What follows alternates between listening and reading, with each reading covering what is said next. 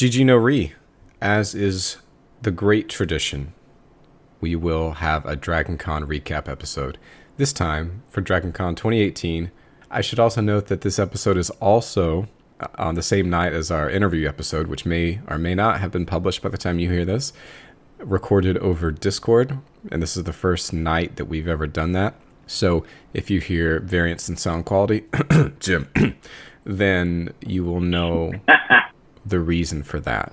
Is I had the fancy mic that we use at our games, and Tim has a headset mic, right? The HyperX. Yep. And Jim is using, I think, a Walkman or something like that. Yeah. I mean, Apple iPods, whatever buds, earbud. This pod is what pod. this is what a $150 headset connected to your phone sounds like. Nice. Oh my gosh! Nice. Thanks, Apple. Thanks, Obama. All right, so Tim, which voice are you? This one. And Jim? Everyone knows it's me. This voice. You can't mistake the Jim voice. Yeah, the robot is Even Jim. underwater, even in the next room. It's me. So besides us and Tim's wife, that's all that we had this year.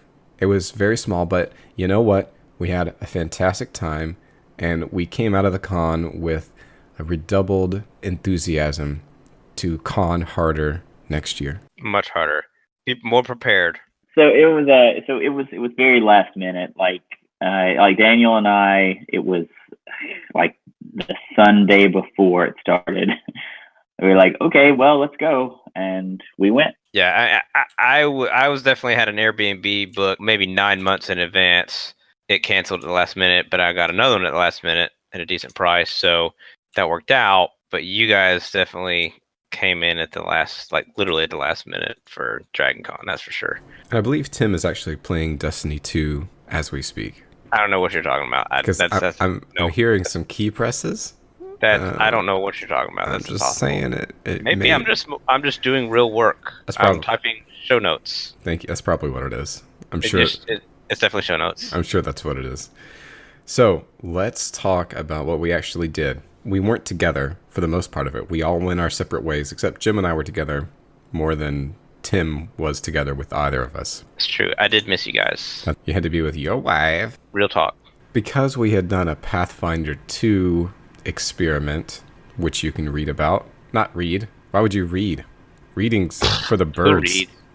Listen to on our previous episodes. We decided to hit the Pathfinder 2 panels. Jim, lead us into the Bull's content that he gave for us at Pathfinder panels. So your boy Bullman was there, and if he did one panel, I mean, he did 24 panels. He did so many panels, spreading the Pathfinder love everywhere, just spreading it. And I went to a lot of them. I know I probably went to the most panels. I love panels. I'm a big panel man. Probably the ones that stick out the most are the Pathfinder 2 like actual play that Dee and I attended. It was quite something. What do you think, Dee? I should note that the person we're referring to as the Bull is Jason Bullman, the creator of Pathfinder. I thought that he was one of the guys that worked on D&D 3, but apparently that's not true, although I'm sure he has some publishing credits, like in the Dragon and Dungeon magazines and that kind of thing.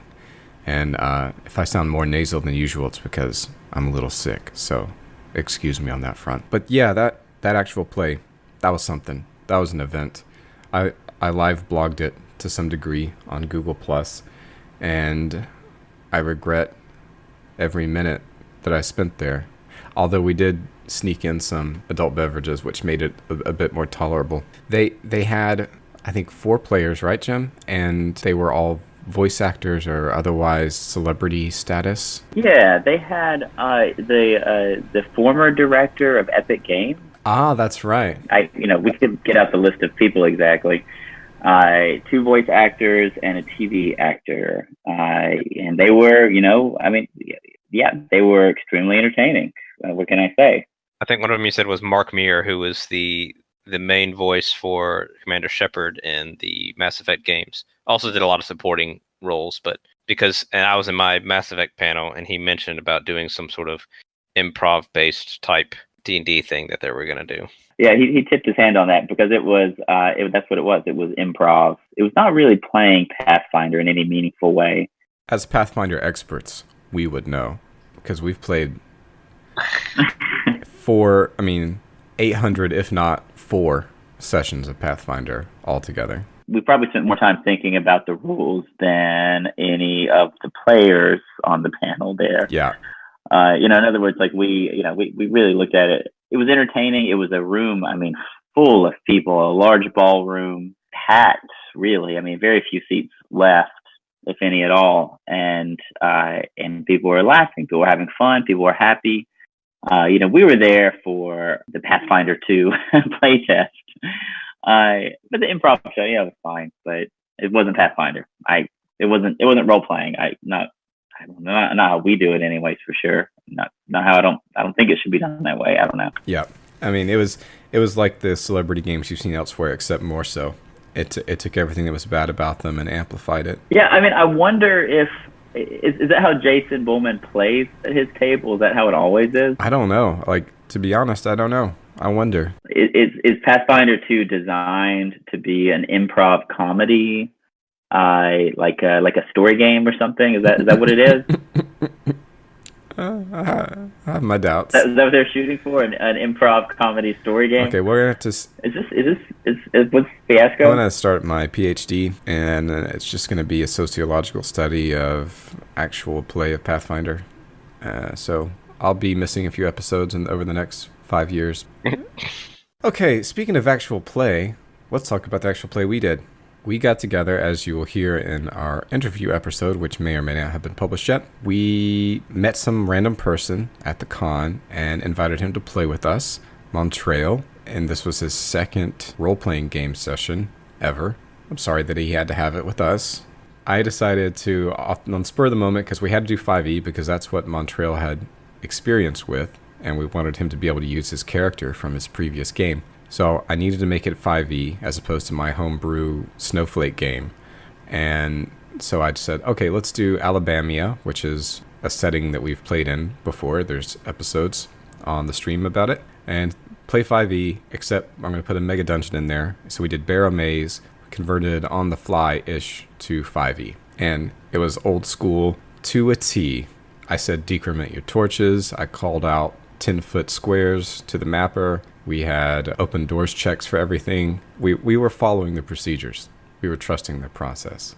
And the best part about it, though, regardless of whether you like that or not, the best part about it is that we did it in the lobby of the Hilton, which is one of the host hotels, while there was a dinosaur cosplay dance party going on a stone's throw away. It was a lot of fun. I wouldn't call it a dinosaur cosplay. I would say there was a large majority of inflatable T-Rex costumes, and by that I mean there was 5 or 6. They were the center of it. I would say they were the organizing principle. It's true. It was all centered around them. Yeah, there was a thick baseline, just thick. 3 Cs. Just booming the whole time. We had people come and take pictures with us, saying, "Oh, you guys are actually playing D&D at Dragon Con. That's great. Can I take a picture?" And we had some guy sit down with us for an uncomfortably long time. And we had some other people come by. Yeah, we had people just come up and observe us. We're an oddity. Yeah, we're like, hey, what's going on? Oh, nothing. Don't mind me. But I really dug the vibe, though. I would like to do that again. Maybe in a place that's a little bit quieter, because I had to shout most of the time. Yeah, we were really close. Maybe if we were at like the closest table you could be in that area to the dance party. Maybe if we were at the opposite end of that area we were in, it would have been better. But the vibe... Or we could start earlier. Yeah, but definitely when you go to a con, play in public. Usually we've played in the intimacy of our hotel rooms, and that's not the way to do it, man. You gotta enjoy the ambiance. Ooh, we on that wavelength. So I would say there was not a panel necessarily on this, but it came up over and over and over in panel after panel when asked questions from aspiring DMs and players, or given trouble scenarios or nightmare scenarios in their game. How do I fix this? How do I present that? How do I play a game where everyone's gonna die probably in the first session? Like how do you set that up?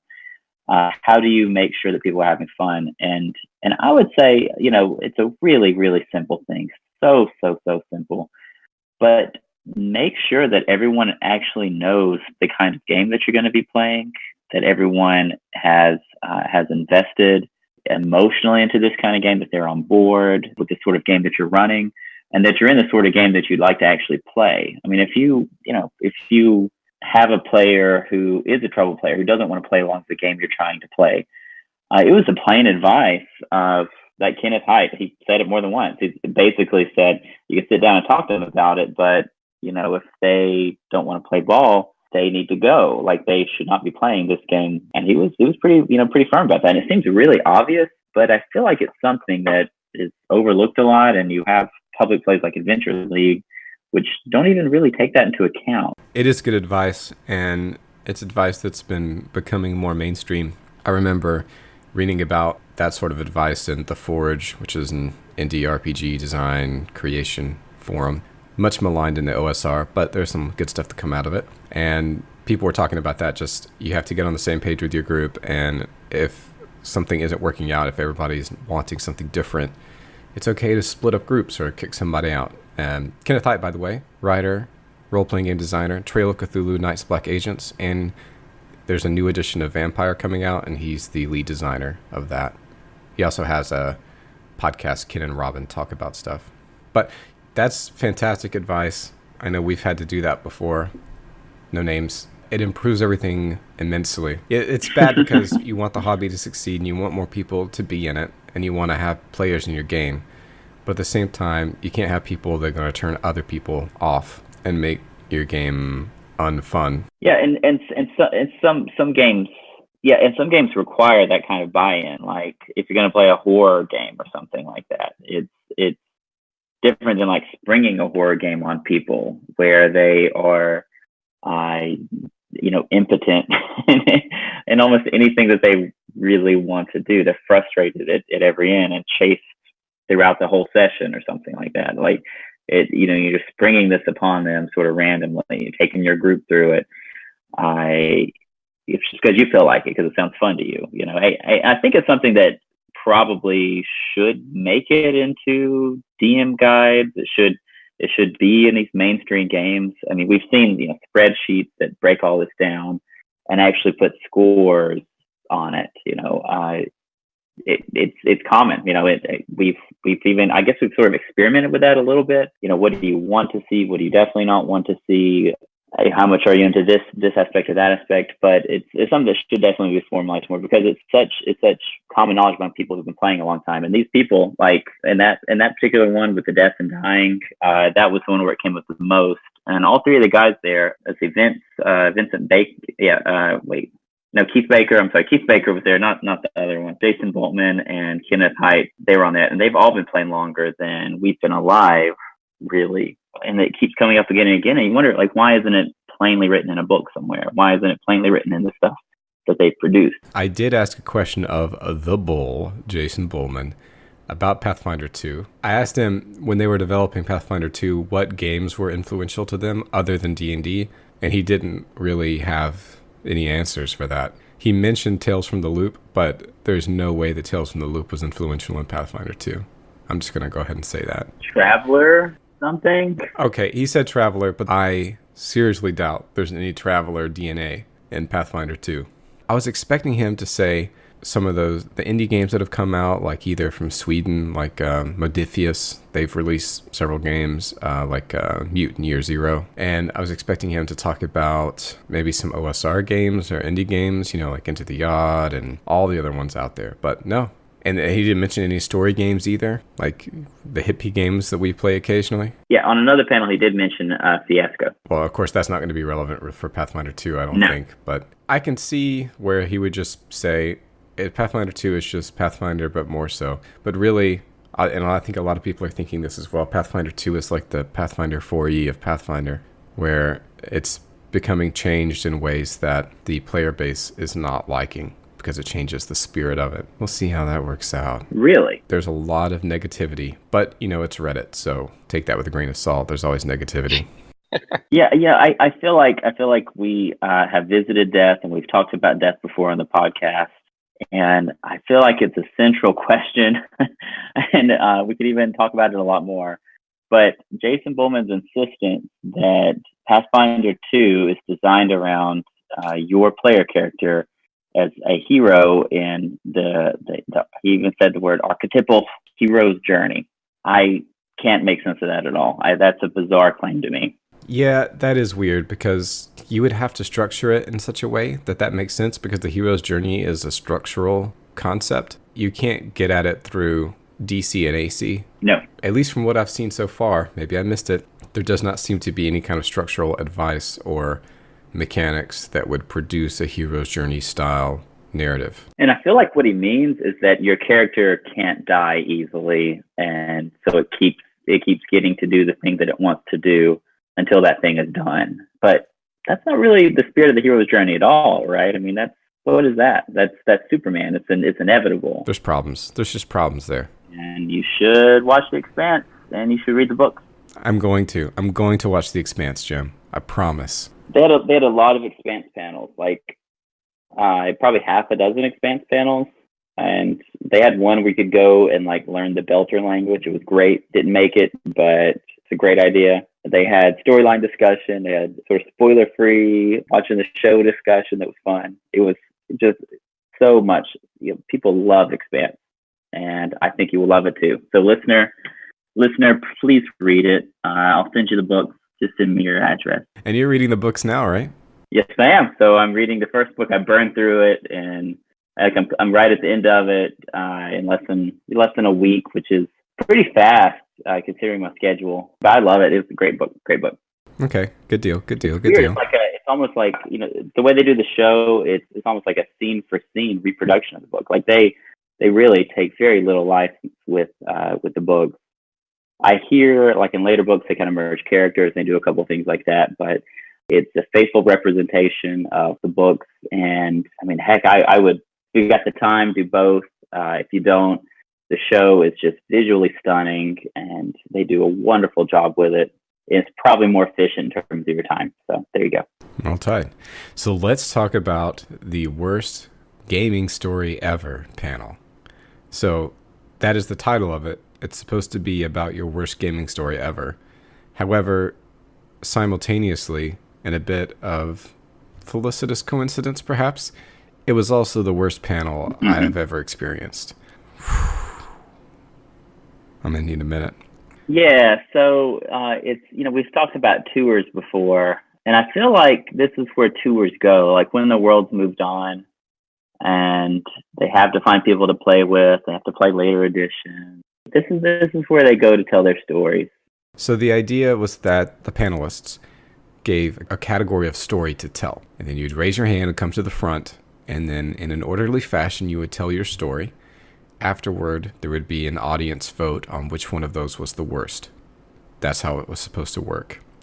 And it was supposed to be a story that was relevant to the description offered by the panelists. Was it often relevant to the description offered by the panelists, Jim? No, probably not. I mean, in a sense, but so we didn't actually make it through the whole panel. No, not even close. To be honest. No way, get real. I think we made it through a third of the panel. We didn't make it past the worst critical fail story ever. Oh, yeah, so that one. Worst critical fail. That one was amazing. So it was supposed to be a story. People really get stupid on that. Yeah. So the one that took the cake for me, and it was interesting. It was like an even representation of men and women at this gaming panel giving their stories. Mm-hmm. But this one guy got up there and he described how, I think he was the DM, right? Yeah. They were playing a game where they were cycling the DM, like they're handing the dice around. But at that time he was the DM. And a player rolled a 1, and then he described, I think he rolled several 1s in a row. And so he described the improbable circumstances into which he decided that this would cast the player. And I don't really want to go into the details. It was absurd, literally absurd in the actual meaning of that term, and unnecessarily humiliating for the player and the player character. And you could tell that the the narrator was just having a ball with it, both in the past and in the current time, if this was even a real story at all. It was so embarrassing that I just had to leave. I couldn't take it anymore. And like every story was this way. Not as bad as that, but on the continuum, for sure. It was just a singular experience. Yeah, and so he claimed there were 5 critical fails rolled. You got it. That he rolled to intimidate. He rolled separately for each of them, and there were 5. And he was like, when he sees that, he says, "Oh, buddy, time to make him pay. Time to kill this character because of his intimidate rolls." and yeah, it was the most ludicrous thing. It was about him. He emphasized every knock as he somehow fell down a cliff and bounced from side to side and hit everything on the way down and chipped his tooth and broke this and did that. And Dee and I were sitting there stunned. I think someone was having fun. Somebody was laughing. He was laughing at his own thing for sure. Yeah, it was bad. And then after that, not after that, I don't think, but previously, we went to see a bunch of people hit each other with swords. That was pretty entertaining. Night fights. Yeah. So this is where you get blunted weapons and get in full armor and go at each other. And there were 2 intensities of matches. So one is like baby games and the other one is more serious. And you want to go to the more serious ones. Those are far more entertaining. Otherwise, it's mostly people hitting each other with wet noodles. Although some of the blows you can feel them. Like, you know that didn't feel good. Yeah, I mean, these swords, they break. There were several instances where the swords just straight up snapped and broke just from so much wear and tear. And sparks are flying, but the real one, you don't want to go. I think the first one we went to was the duels, and they had like very strict rules, like, oh, they're both going to use a sword and a shield, or they're going to use a punch shield and a sword, and it's just all about who can who can hit the most amount of blows. But they had defined rules because one guy would get called out, like he was wearing a punch shield, but it was a duel, and then he was kind of through his training, he was reacting to try to punch the guy with his punch shield, and they would get onto him for doing that. I was like, this is boring. We want to see the actual fights, and that's what you're talking about, is going to see those. It makes you want to tiptoe over to the armory and buy up some stuff. Yeah. Speaking of, I'm gonna order that chain. I'm gonna order that chainmail, baby. I'm gonna get my cosplay for next year. Ooh. Ready. Oh, baby. It's crazy to think about what it would be like to actually fight a knight. You got a full grown man, maybe above average height, in full plate. He's got a shield, he's got a sword, or maybe just has a big sword. I don't know. What do you do with that guy? You'd be so scared because you see these guys getting hit and it doesn't really affect them. Whereas if you just got hit on your skin or on your normal clothes like that, even with a blunted weapon, you would be feeling it for sure. So I can imagine the figure of a knight would be an incredibly intimidating sight for a normal person. Yeah, for me, like maybe I was in a really weird headspace at that time, but that was just really, really impressed upon me this time more than any other time. I was just like, yeah, these guys are really intimidating. I totally get it. So next time when we go to a con, whether it's Gen Con or Dragon Con, I'm tempted by Gen Con. Jim and I are both tempted by Gen Con because we could meet so many more of you, the beloved listeners. Or excuse me, the beloved listener at Gen Con. But you know what? Why don't you just come to us? Come to Dragon Con instead. Change your plans. Just go to Dragon Con. True. That's what matters. Problem solved. But wherever we go, we're going to get for real on the cosplay game. I know I'm already committed. I've got funds allocated. I've got the idea. It's going to happen. As do I. Yeah. So listen. It's going to be real. We're going to have pictures. It's going to exist. And then we're going to play games, whether D&D or something else, next time. And we're going to play in public. And you, perhaps, dear listener, may join us in that endeavor. Just ping us. We're here. We're on the internet. We're on the WWWs. GG no read. All right. Sounds good. I'll record it. I mean, I have recorded it. Oh, good. Oh, wait. Yeah. Don't worry, it's there. It exists. I'm pretty sure. Yeah. It does. Okay. Don't worry. It's fine. Don't sweat it. Bad news, guys. I didn't record it at all. Okay, what's from the top?